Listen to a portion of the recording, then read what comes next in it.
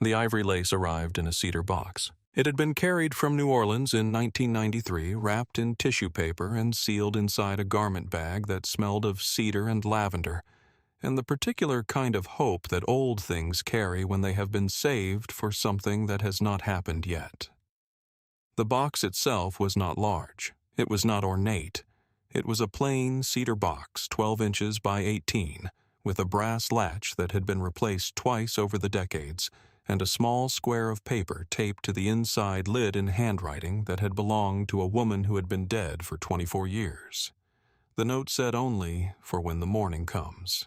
Dr. Miriam Clayton had not opened that box in 11 years. She had moved it from apartment to apartment, from the one-bedroom on Crescent Street to the duplex on Marble Falls Road, and finally to the house on Oleander Drive where she had lived for the last 16 years, and where the bedroom closet had a reinforced shelf, reinforced twice in 2007 and again in 2014 to hold the weight of the box and what it meant. It was not just a dress inside. It was 31 years of a specific kind of faith. Not the faith of certainty, but the faith of a woman who has seen enough of the world to understand that certain mornings do not arrive on any schedule you set, and that the only correct response to that knowledge is to keep the cedar box on the shelf and trust that it will still be there when the morning finally comes. The dress had belonged to her grandmother, Ruth Ann Clayton, who had worn it on a July afternoon in 1962 in a church in New Orleans, in the presence of a man named James Clayton, whom she had loved for 47 years. Ruth Ann had been 23 on her wedding day. She had stood before the minister with her hands at her sides and her head even, and the specific expression of a woman who is exactly where she has always known she would be. An expression that had been caught in a photograph that sat on Miriam's dresser in the house on Oleander Drive, black and white, slightly out of focus at the edges, absolutely clear at the center. Ruth Ann had altered the dress herself on 3 occasions after her own wedding. The first alteration was in 1988 for Miriam's Aunt Dolores, who had pulled out of the engagement 6 weeks before the ceremony and folded the dress back into its garment bag without ever wearing it, and Ruth Ann had let the alteration stand and said simply that the dress would wait. The second was in 2001 for a cousin named Patricia, who wore it for exactly 6 hours before the marriage it celebrated began to show itself for what it was. Patricia had mailed the dress back to Ruth Ann with a note that said nothing except, "I am sorry." Ruth Ann had written back, "You have nothing to apologize for." The third alteration was in 2008. Ruth Ann was already ill by then, already beginning the slow withdrawal from the world that illness produces. And she had asked Miriam one Sunday afternoon to bring the cedar box down from the shelf where it lived in the back bedroom. She had spent the entire afternoon with the dress open across her lap and her sewing kit beside her, working in the specific, concentrated silence of a woman who knows she has a limited number of afternoons remaining and has decided carefully how to use this one. When she finished, she folded the dress back into the garment bag and closed the cedar box. She said, "It is ready now." She handed it to Miriam. She said, "You will know when." Miriam had put the box back on the shelf. Ruth Ann died 7 months later. And on a Sunday morning, a year after her grandmother's funeral, Miriam had carried the cedar box to her bedroom, closed the door, and tried the dress on alone. It fit as though it had been altered for her specifically, which it had. She had stood in front of the mirror for 11 minutes. Then she had folded the dress back into the garment bag and placed it in the cedar box and returned it to the shelf, and she had not opened it again for 11 years because the morning had not yet come. This morning it had come. She was 57 years old for 3 weeks when she opened the box on the 14th day of September in the dressing room of First Harvest Baptist Church in Harmon County, Georgia. Her maid of honor, Denise Polk, was 54 and had known Miriam since the year Miriam took her first job teaching 4th grade at Millbrook Elementary, and she had been present through all of the years that followed through the promotion to assistant principal and then to principal through the school board disputes and the budget fights through the years when Miriam had dated carefully and badly, and then not at all through the years when the cedar box sat on its shelf, and neither of them mentioned it directly through the afternoon 2 years ago, when Miriam had called her from a parking lot and said in the slightly breathless tone that people use when they are describing something that has caught them off guard, "I think this might be the person." When Miriam lifted the dress from the garment bag in the dressing room, Denise covered her mouth with both hands and looked away toward the wall and did not speak for 3 minutes. Sandra Webb. The church coordinator was standing in the doorway with her clipboard and an earpiece connected to her phone, and she was a woman who had managed 214 weddings in this building over the last 17 years, and prided herself on the particular professionalism of someone for whom weddings have become serious rather than sentimental. And she pressed both hands over her mouth and turned toward the wall on the other side of the doorway, and the two women stood on opposite sides of the room trying not to make a sound. Miriam looked at them both in the mirror. She said, "Both of you, stop." They did not stop. She said, "I have a ceremony in 40 minutes, Denise said through her hands. I know. The dressing room was small. It smelled of old wood and the linseed oil that someone applied to the window frames each spring, and the arrangement of white lilies that Grace Dillard had delivered that morning and positioned on the corner table. The window looked out onto the church parking lot and the magnolia trees that lined the front walk, their white blossoms still open in the warmth of the September morning, heavy and slightly past their peak. The organ inside the main sanctuary was barely audible through the wall, a tentative, intermittent sound, the organist moving through warm-up scales and fragments of the processional starting and stopping the way musicians always sound when they are preparing for something that cannot be undone once it begins. Miriam stood at the narrow window in the ivory lace and looked down. Guests were arriving. She could see them stepping out of cars along the perimeter of the lot, the particular movement of people who have dressed with care and arrived a few minutes early because they understand the specific weight of what they are attending. She could see families she recognized from the school district parents of former students, neighbors from Oleander Drive, members of the church congregation who had known her grandmother. She could see Calvin's family gathering near the stone steps at the front entrance, cousins she had met at Christmas, an uncle from Savannah, the aunt who had sent a card and a message when Calvin had called to tell the family a message that had said only, "It is about time," which Miriam had read 3 times. And standing to the right of the main entrance, apart from the gathering group, speaking quietly into a phone and looking up at intervals at the September sky, was a tall man in his late 70s in a dark suit, Calvin's father. Retired General Marcus Whitfield was 79 years old. He had served 38 years in the United States Army, and had risen to the rank of 4-star general, a rank held by fewer than 250 men in the history of the American military. He had commanded forces in 4 operational theaters across 3 decades. He had led the NATO Allied Land Command from 2008 to 2010, coordinating the operations of forces from 28 Allied nations. He had sat across negotiating tables from 4 sitting American presidents. He had received the Presidential Medal of Freedom in 2012 in a ceremony that drew 340 attendees and was broadcast on 3 networks. His name was on plaques in buildings that required security access to enter. His photograph hung in the lobby of the Army War College in Carlisle, Pennsylvania. Calvin had warned her gently that his father might not come. He was unwell, Calvin had said. The travel from Washington was difficult. He had not made a long journey in 8 months. She should not read his absence as anything other than the physical limitations of a 79-year-old man who had spent 38 years doing things to his body that bodies were not designed to sustain. But he was here. He stood by the stone steps with his phone at his ear and looked up at the sky between sentences the way men look at sky when they are speaking about something that requires them to think carefully while speaking. Miriam looked at him for a moment. She turned from the window. She had 37 minutes. Calvin Whitfield was 59 years old. He was a structural engineer who had spent 30 years designing bridges and overpasses and drainage systems for cities that most people drove through without thinking about the mathematics that kept them from falling.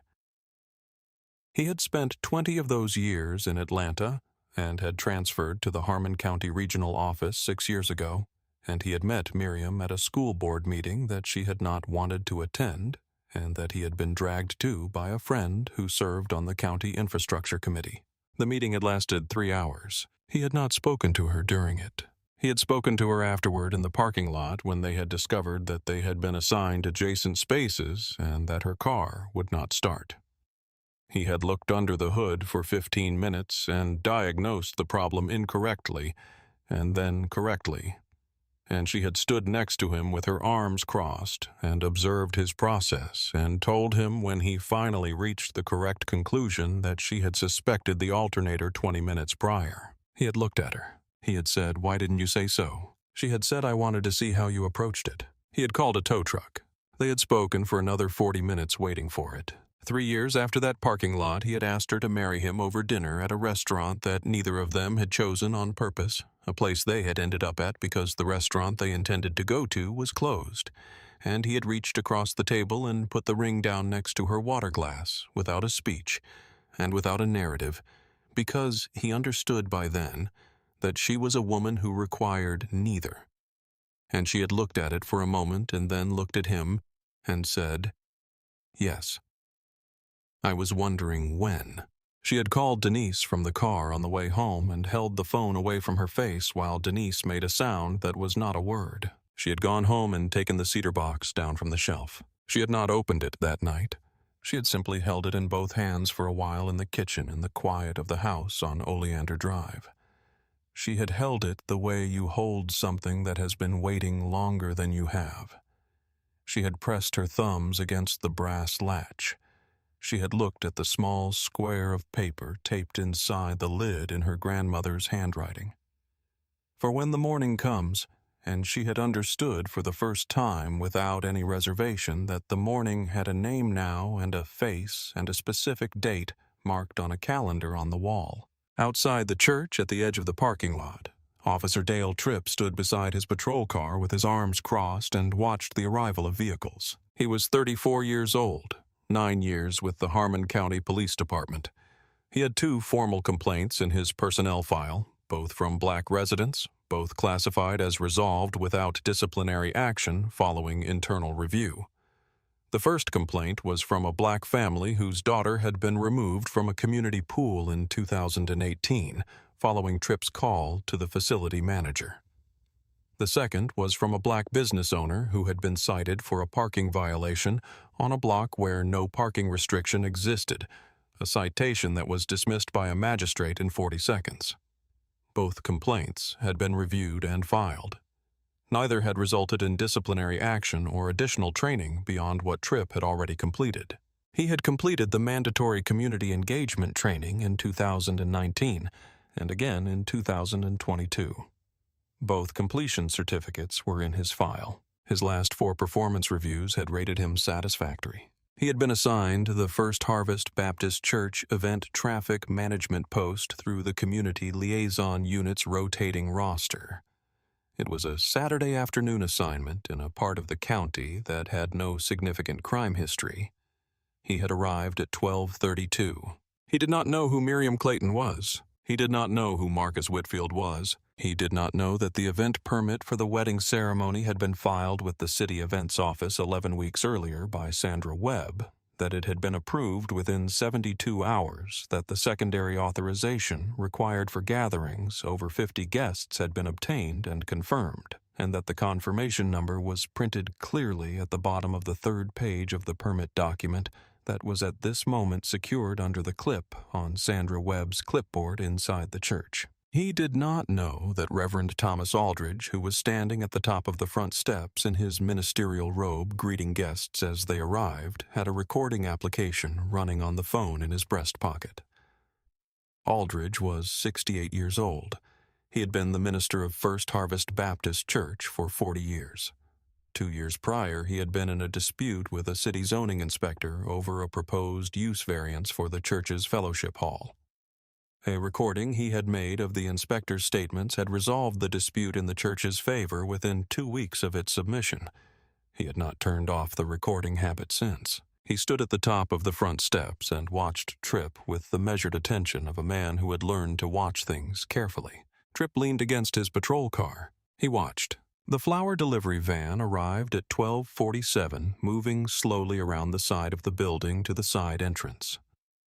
The florist was Grace Dillard, who was 29 years old and had been Miriam's student at Millbrook Elementary 22 years ago in the year Miriam taught 4th grade. Grace now operated her own florist shop in Belton, 40 miles from Harmon County, and she had driven the delivery personally because when Miriam Clayton called about your wedding flowers, you drove it yourself. Miriam went to receive the delivery. She walked out the side door of the church in the ivory lace gown. She walked the way she always walked, with her shoulders level and her head even, and the specific deliberateness of a person who has spent 31 years in front of children and parents and school board members and city officials, who has learned that the body's posture is the first communication the world receives, and who has believed this long enough that it is no longer a deliberate choice. Tripp saw her before she was halfway to the van. He did not see a bride receiving flowers. He saw a black woman in a white dress at the side entrance of a building he was assigned to monitor. His training and his 9 years of habit produced a single categorization: unfamiliar, unescorted, requiring verification. He crossed the parking lot toward her with the flat certainty of a person who has been crossing parking lots toward people for 9 years and has not yet experienced a crossing that produced a consequence he was not prepared for. He said, "Ma'am." His voice carried the tone of institutional authority, not overtly aggressive, but containing beneath its surface the clear implication that whatever came next was already determined and required her compliance to proceed normally.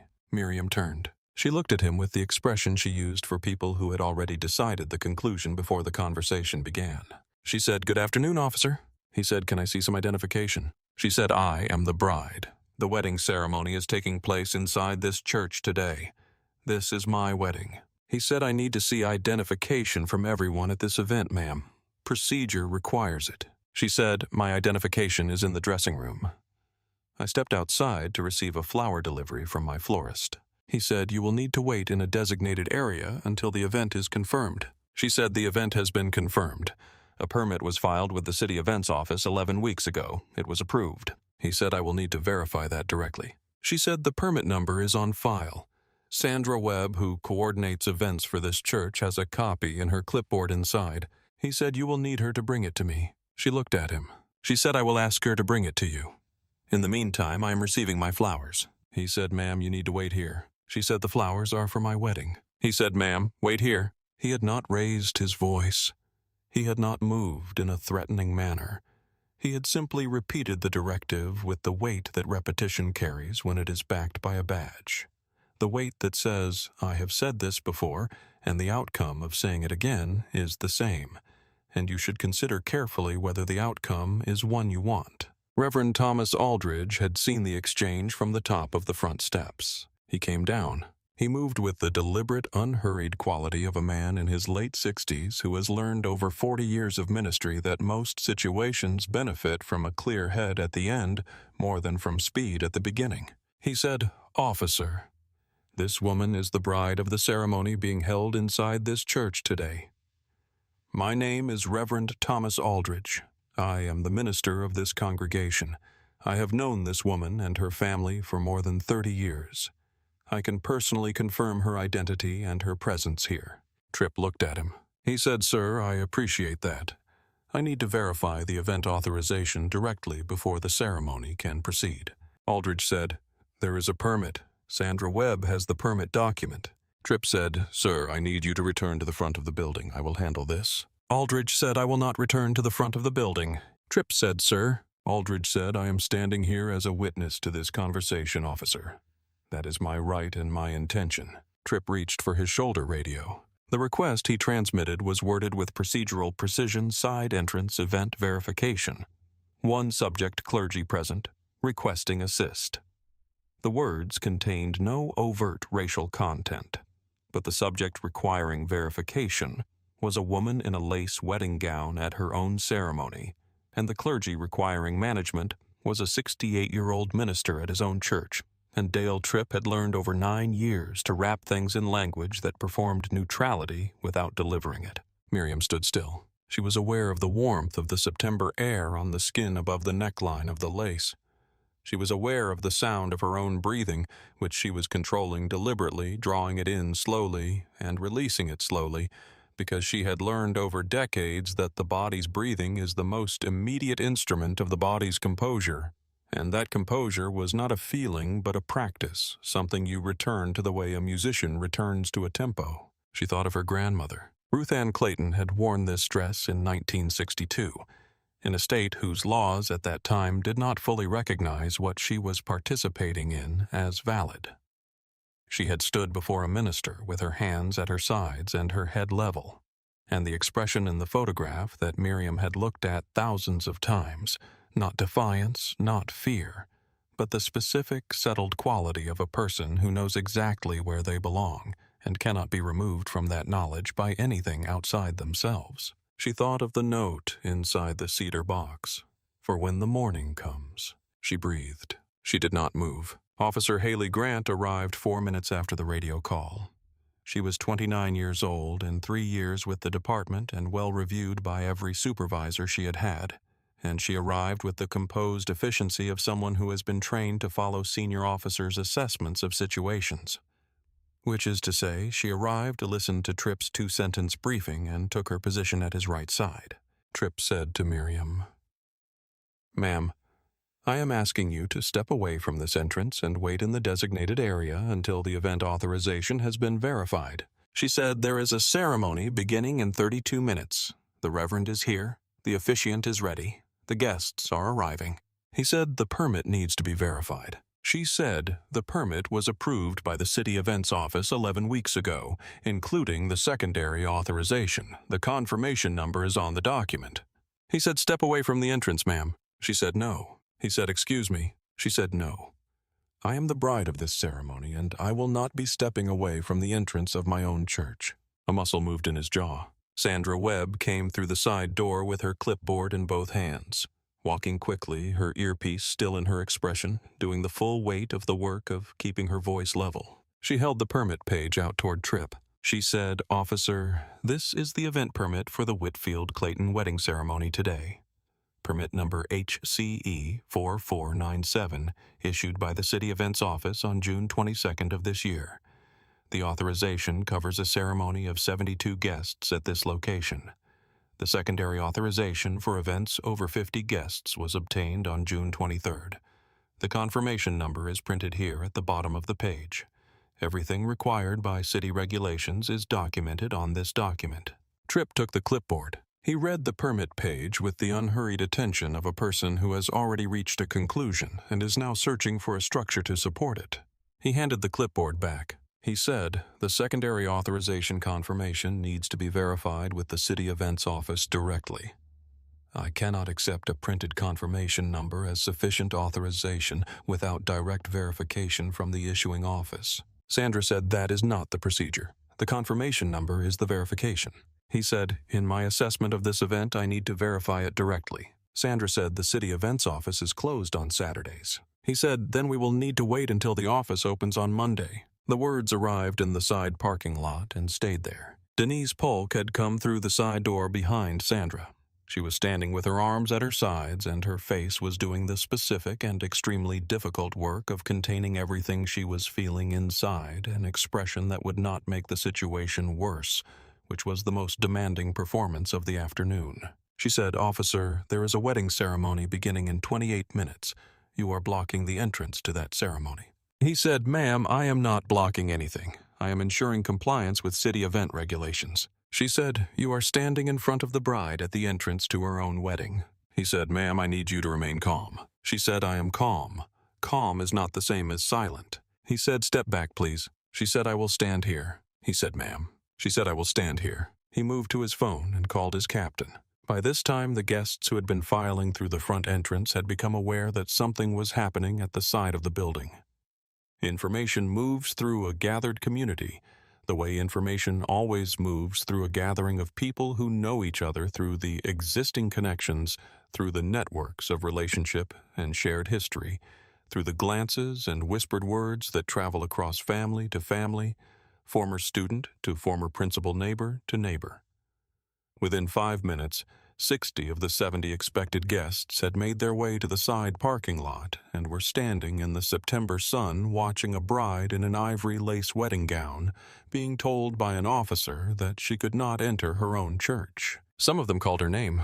Miriam turned slightly and acknowledged them with a small, deliberate nod. She did not raise her voice. She did not ask for help. She stood with her hands clasped below the lace cuffs, with her shoulders level with her head, even in the posture that 31 years of walking into difficult rooms had built inside her, the posture that was not armor because it did not harden anything, but was something else.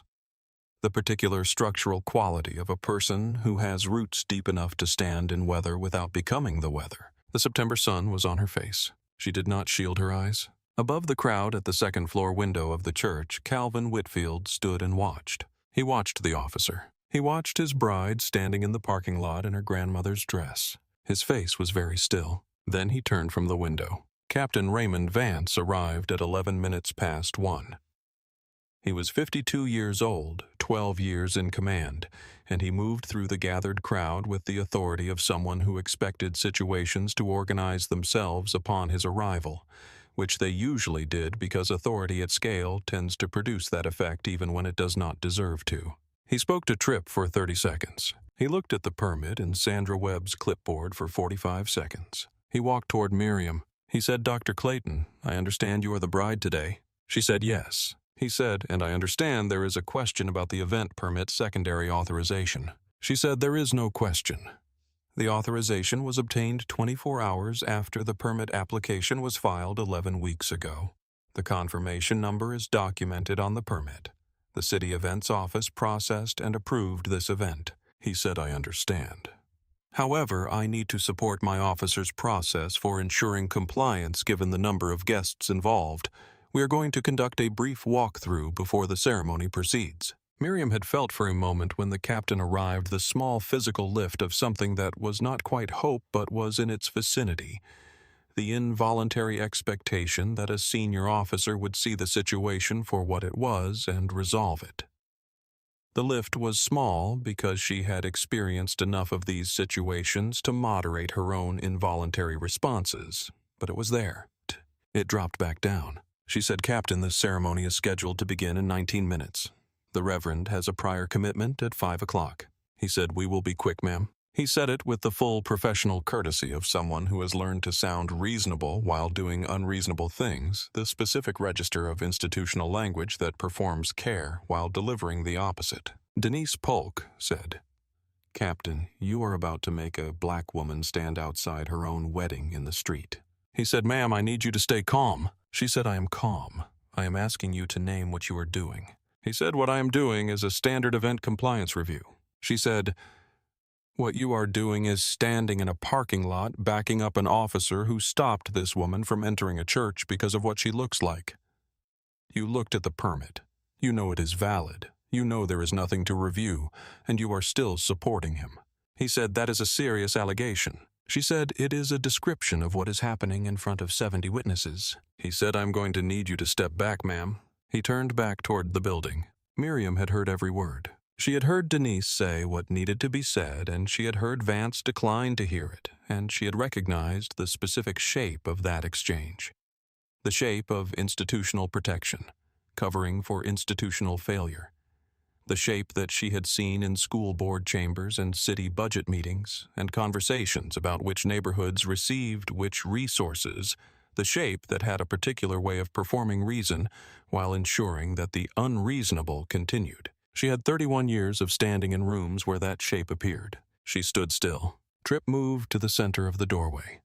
He extended his arms, not fully blocking but occupying the space in the specific way that a man with institutional backing occupies a doorway when he intends it to be impassable.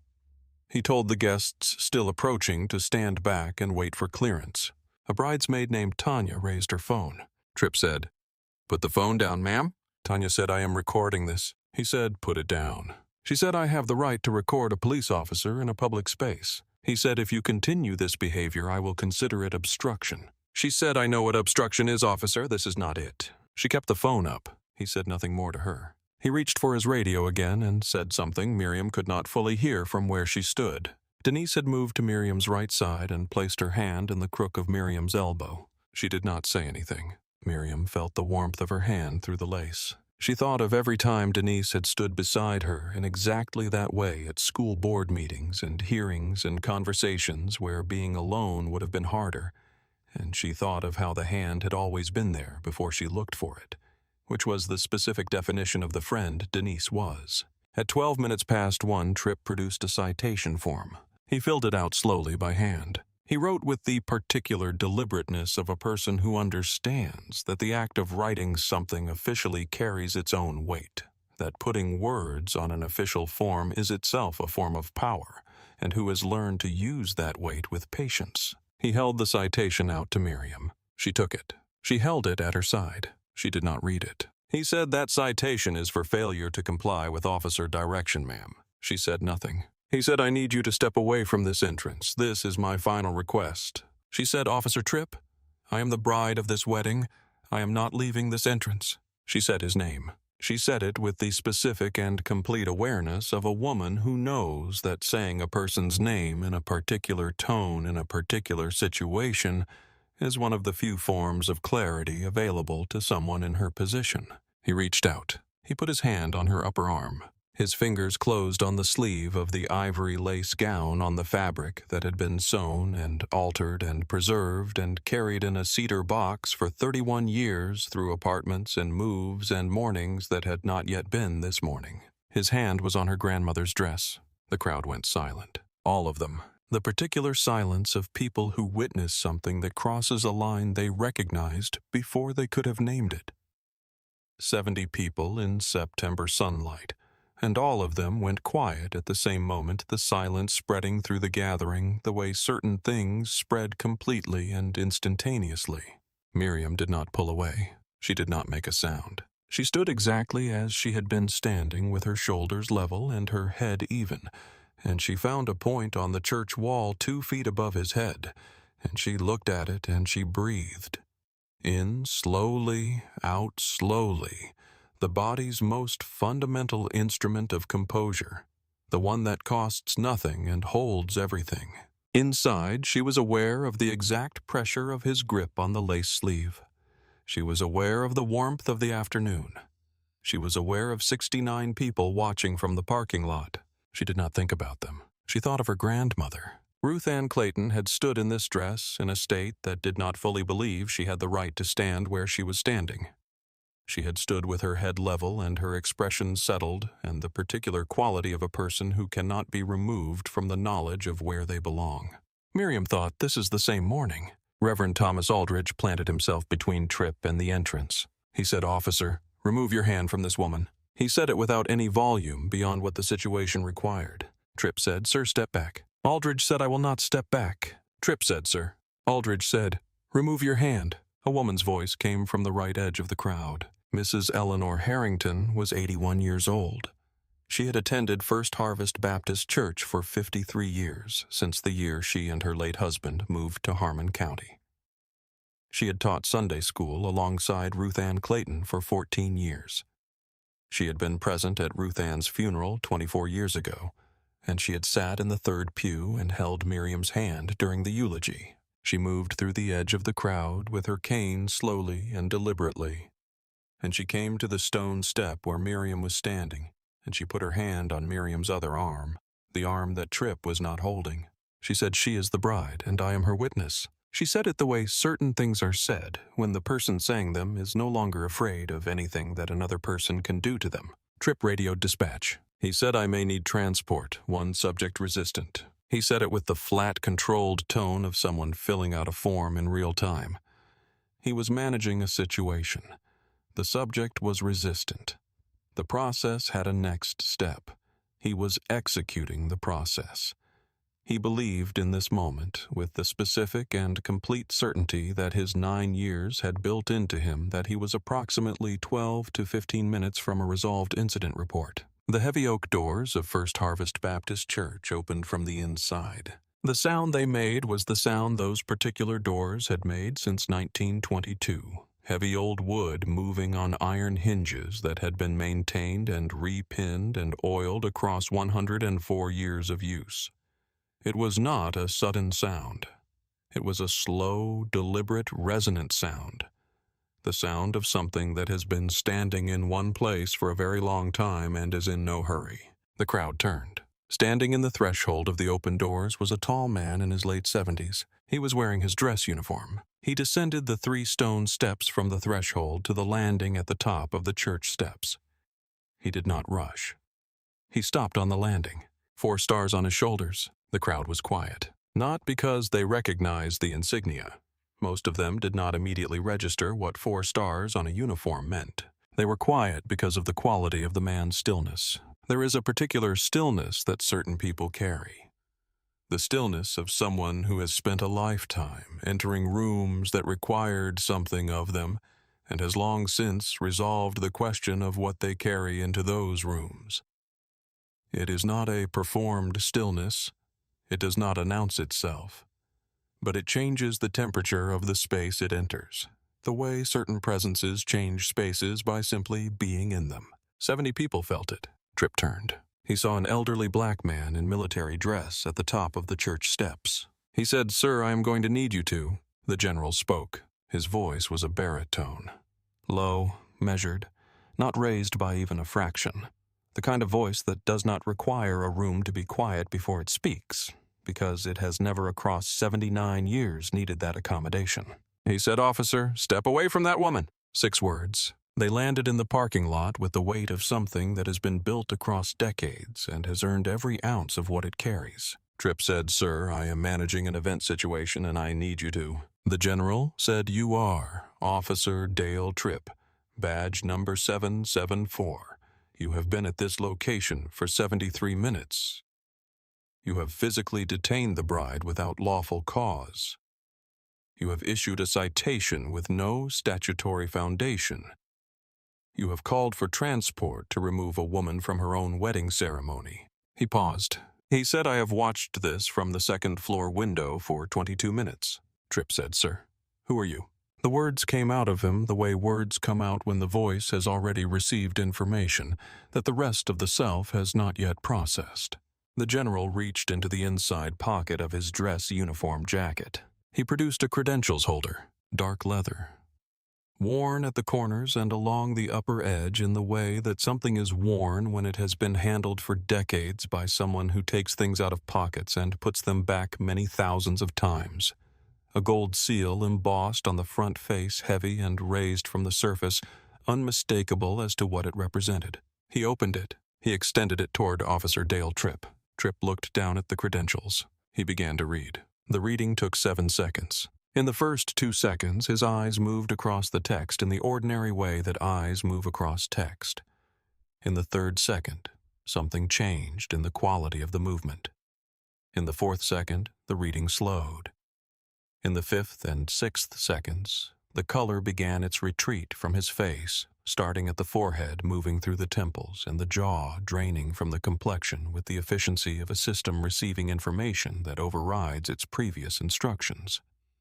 In the 7th second, Tripp stood completely still. The credentials holder bore in formal governmental typeface the following text: Marcus Elias Whitfield, General United States Army, retired, 4 stars. Commander, NATO Allied Land Command, 2008 to 2010. Member Presidential Advisory Council on National Security. Department of Defense, Distinguished Service Medal, 3 citations. Presidential Medal of Freedom, 2012. The credentials also bore clipped to the inside face of the holder a Department of Defense Emergency Identification Card and a Presidential Advisory Council identification card with a current year date of validity. Tripp stared at the text. The general watched him. He felt no pity. He had stood in this precise configuration before, in offices in Washington, in briefing rooms in Kabul and Riyadh and Brussels, in hallways outside Senate hearing rooms. He had been the person whose credentials changed the temperature of a room, and he had watched what that change produced in the person who had been most certain a moment before, and he had felt across all of those occasions something that was not triumph, and was not satisfaction, but was something much quieter and much heavier. He was 79 years old. He had given 38 years of his life to institutions whose primary business was human consequence. He had not come 1,200 miles to watch his son's bride held in a parking lot in her grandmother's dress. He said, "Officer Tripp," read it aloud. Tripp's mouth opened. He said, "General Marcus Whitfield." His voice was not the voice it had been 60 seconds before. The certainty had left it. What remained was thinner and smaller, a voice that was trying to carry words that were suddenly too heavy for it. He said, "United States Army." He stopped. The general said, "Continue." Tripp said 4 stars. He stopped. He looked up from the credentials and then looked back down at them as though a second reading would produce a different outcome. He said, "Presidential Advisory Council." His voice cracked on the last word. Not dramatically. A small specific fracture in the voice, the sound of a certainty breaking under a weight it was not built to hold. He stopped again. He could not produce the remaining lines. He stood with the credentials holder open in his hands, and his face the color of old concrete, and his breath slightly irregular in his chest. Captain Vance, standing 8 feet to Tripp's left, had taken 1 step backward, then another step. He was looking at the credentials holder with the expression of a man doing very rapid and very uncomfortable arithmetic about a series of decisions he had made over the previous 40 minutes. The general retrieved the credentials holder. He closed it with the slow and deliberate movement of a person who has decided that the pace of the moment belongs to him. He returned it to the inside pocket of his uniform jacket. He looked at Officer Dale Tripp. He said, "The woman you detained in the parking lot of this church is Dr. Miriam Clayton. She has served this county's children as an educator and a school principal for 31 years. She is the woman my son has chosen to spend his life with. The dress she is wearing belonged to her grandmother, who was a member of this congregation and who was buried from this church 24 years ago." He said, "You will remove yourself from this property." 4 seconds of silence. 70 people, the September air, the magnolia blossoms on the trees along the front walk. No one moved. The 4 seconds had a specific and irreversible quality. They were the seconds in which an outcome that had been building for 73 minutes arrived at its final form, and everyone present could feel the arrival, even if they could not have named the exact moment it completed. Justice does not always announce itself, but it has a specific weight when it lands and the body knows it before the mind has processed it. Dale Tripp stood in the space he had occupied for the last 20 minutes. The person who had been inside that stance was no longer there. The architecture of his certainty, which had been the most visible thing about him since he crossed the parking lot at 12:47, had simply ceased to exist. He had walked into this parking lot with the full backing of 9 years and 2 performance reviews and an institutional posture that had never been seriously tested, and now he stood in the rubble of it in front of 70 witnesses in the September afternoon sun with his hand still slightly raised in a direction that no longer belonged to him. Captain Vance took a 3rd step backward. He said nothing. Reverend Thomas Aldridge reached up with his left hand and pressed the button on the recording application in his breast pocket. "Stop!" 57 minutes of audio. The full sequence from 12:47 to 1:44. The citation being written by hand slowly. The words I may need transport spoken with the flat confidence of a man who believed he was in control. The 7 seconds of silence while Tripp read the credentials. The voice breaking on the words 4 stars. All of it. Miriam looked at General Whitfield. She had not cried. She was not going to cry here in the parking lot in front of 70 people in her grandmother's dress. She was going to cry later. She knew this. She knew that the cry would come when she was somewhere private, when the specific accumulation of the last 77 minutes was allowed to finish arriving. She knew that it would be a specific kind of cry, not grief, not relief exactly, but something closer to the release of a pressure that has been held deliberately for a long time, but not here. She said, "Thank you, Marcus." He said, "Miriam, let us go inside." He offered her his arm. She took it. They walked through the crowd. The crowd opened. Some of them had been crying without deciding to the involuntary response of people who have witnessed something they will describe for the rest of their lives. Some of them had not moved since the general spoke. Some of them were already reaching for their phones and then stopping as though the presence of the moment was too complete to interrupt. They walked up the 3 steps. Reverend Aldridge followed. Mrs. Eleanor Harrington followed her cane on the stone, placing her feet with the deliberate care of a woman who has learned that certain landings matter. Denise Polk was the last one through the doors. Before she crossed the threshold, she turned. She looked at Dale Tripp. He was looking at the pavement. She looked at him for 3 seconds. She turned and walked through the doors. The ceremony began at 2:17 in the afternoon. 17 minutes after the scheduled time, Reverend Thomas Aldridge officiated. He had conducted more than 400 weddings in 40 years at First Harvest Baptist Church, and he had presided over funerals and baptisms and memorial services and the particular kind of community gatherings that occur when something has happened that a community needs to sit with together. He had never in those 400 ceremonies needed to call the congregation to stillness twice before the processional could begin, because the people assembled were still quietly, collectively processing something that had happened to them in a parking lot before they came inside. He spoke about covenant. He spoke about what it means to hold something in a cedar box on a shelf and believe through all the years and all the mornings that were not the morning that the right morning is still coming, and that the thing you are holding will still be there when it arrives. He spoke about testimony, about what it means to be a witness, about the specific cost of standing in a doorway and saying what you see and not moving when you are told to move, and about how that cost is the thing that makes testimony worth anything. He spoke about the people who had stood in the parking lot with Miriam that afternoon. He did not list their names. He did not need to. The people he was speaking about were in the room. Calvin Whitfield stood at the front of the church and watched Miriam come down the aisle. He had watched from the second-floor window for 22 minutes before his father had come down the stairs in full-dress uniform, moving past him without stopping, and Calvin had understood in that moment without any words that his father had seen what Calvin had seen from the window, and that his father had decided what he was going to do about it, and that Calvin should let him go and be at the front of the church when Miriam came through the doors. So he had gone downstairs and taken his place at the front. And Miriam had come through the doors in the ivory lace slowly the way her grandmother would have wanted, and the sound that went through the church was not applause and was not cheering, but was something that does not have a simple name. The sound of a room full of people recognizing simultaneously something that they were meant to see. Before the week was over, Officer Dale Tripp had been placed on administrative leave pending a formal internal affairs review. The review was initiated jointly by the department's Internal Affairs Division and the County District Attorney's Office following examination of Tripp's body cam footage and the audio recording submitted by Reverend Aldridge on the Monday morning following the ceremony at 8:45, accompanied by a written statement. The body cam footage documented the full sequence of events at the side entrance from the moment of first contact through the departure of the wedding party through the church doors.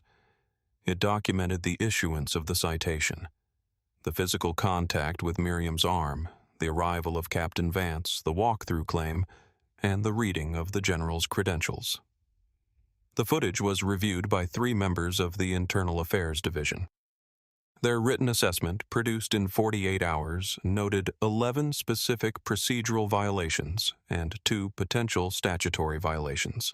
The audio recording submitted by Aldridge ran 57 minutes and captured every exchange Tripp had conducted at the side entrance, including the specific language of the citation, the language of the transport call, and the voice breaking during the reading of the credentials. The district attorney's office opened a formal investigation within 48 hours of receiving both recordings. The citation issued to Miriam was reviewed by a magistrate judge on the following Tuesday morning and voided in 11 minutes.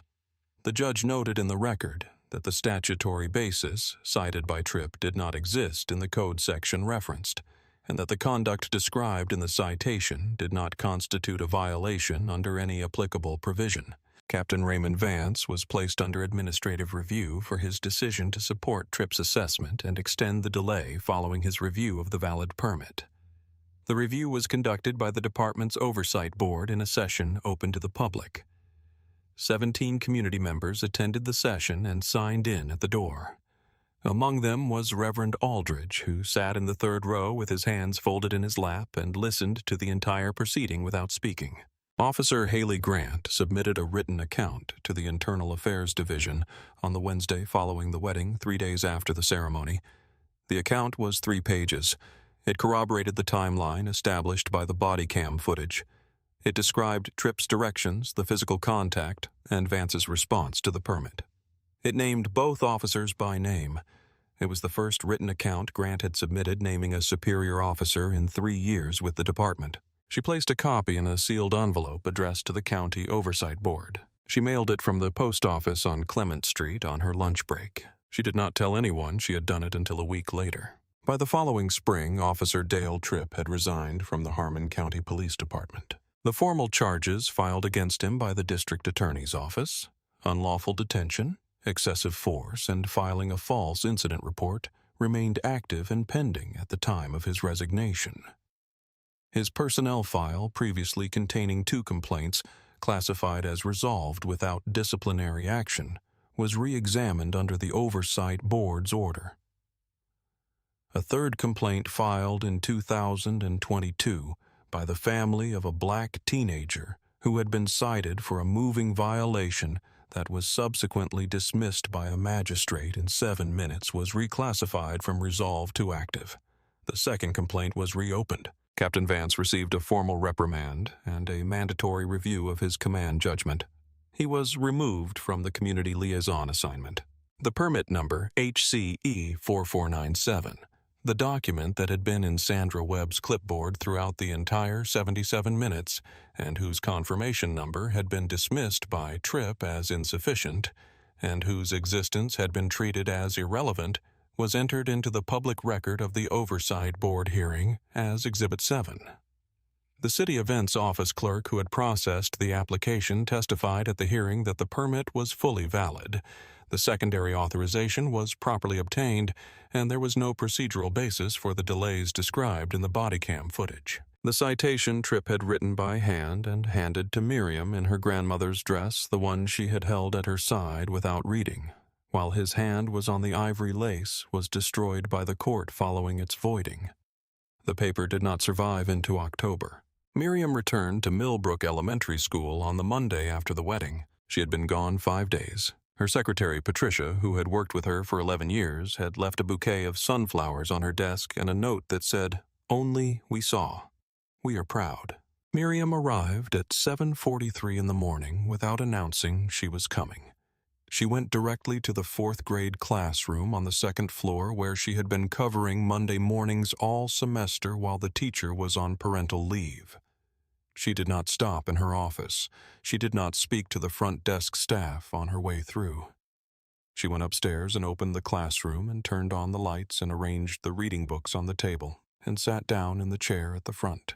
The children were 7 years old. They knew she was the principal and they were glad she was there. And they did not know anything about any parking lot, or any dress, or any officer, or any 4-star general, or any 57 minutes of a September afternoon that would be described in city records and community board sessions for years. They knew only that Dr. Clayton was in the chair at the front of the room. At the 40-minute mark of the reading period, Marcus Terrell, who sat in the 3rd row and was 7 years old and was a significantly more capable reader than his own confidence had yet allowed him to become, knocked his juice box off the edge of his desk.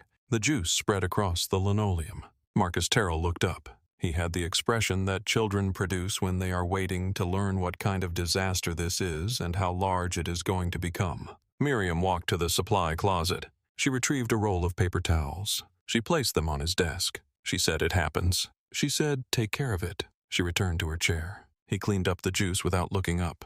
When the bell rang and the children began gathering their things, he paused at the door. He turned back. He said, "Dr. Clayton." She said, "Yes." He said, "Are you coming back tomorrow?" She looked at him for a moment. She said, "I am here as long as I am needed." He nodded with the gravity that children produce when they are carrying a question that is bigger than they have words for yet. He went out. She sat for a while in the empty classroom after the hallway cleared. The September light had moved during the morning, shifted lower and more horizontal with the approach of afternoon.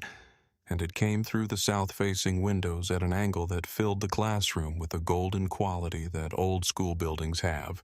At this time of year, a quality that exists for approximately 6 weeks each fall before the sun drops too low and the warmth goes with it. She thought of the cedar box, which was now empty on the reinforced shelf in the closet on Oleander Drive. She thought of her grandmother in the photograph on her dresser in the ivory lace, with her head level and her hands at her sides, and the expression that had never looked anything other than exactly right. She thought of Marcus Whitfield standing in the threshold of the church doors in his dress uniform, alone, moving without urgency or announcement, offering her his arm. She thought of Eleanor Harrington's hand on the other arm, and the words she had said, and what it had cost a woman of 81 to move through a crowd with a cane and put herself between a bride and whatever was coming. She thought of Reverend Aldridge pressing the stop button on his phone, and of Haley Grant sealing an envelope on a lunch break of the small specific acts that add up to the weight of what a record becomes. She thought of the 4 seconds of silence in the parking lot after the general said his final sentence. There is a kind of justice that does not rescue you. It does not arrive from outside and carry you away from what is happening to you. It arrives instead as a restoration of what was always there. The right to stand in the door that belongs to you. The right to walk down the aisle in the dress that was made for you. The right to be exactly where you are without requiring anyone's permission. It arrives through people who choose to stand beside you before they know the outcome. Through the minister who kept recording. Through the woman who moved through the crowd with her cane. Through the junior officer who sealed an envelope and mailed it in the middle of the workday. They carry it at a cost, and what they carry when they carry it is never only their own. They carry everyone who ever held something precious in both hands and stood still while someone tried to take it. They carry the weight of every morning that waited on a shelf in a cedar box for 31 years and was finally worth the wait. If this story moved you, subscribe our channel. We tell stories like this because the people they happen to deserve to be remembered not only for what they endured, but for how they stood while enduring it, and for the people who stood beside them.